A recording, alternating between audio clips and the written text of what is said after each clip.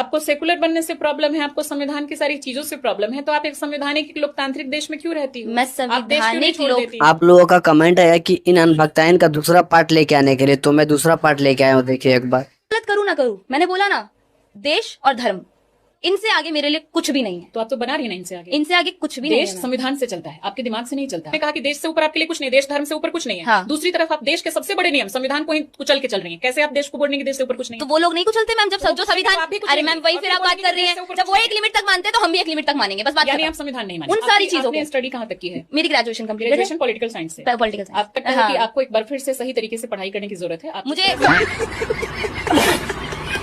मुझे वो पढ़ाई करनी ही नहीं है मैम। तो आप जब पढ़ाई का ही समर्थन नहीं करेंगे, अगर आप सही तरीके से पढ़ाई करोगी तो ही आपको पता चलेगा कि सही क्या है गलत क्या है। अगर आपने सही ढंग से पढ़ाई ही नहीं की, आप संविधान के ही खिलाफ हो, आप बुक्स के ही खिलाफ हो। किसने कहा मैं संविधान के खिलाफ हूँ मैम? लिमिटेड मानोगे, लिमिटेड मानूंगी। आपका पूरी तरीके से अभी मानसिक विकास नहीं हुआ।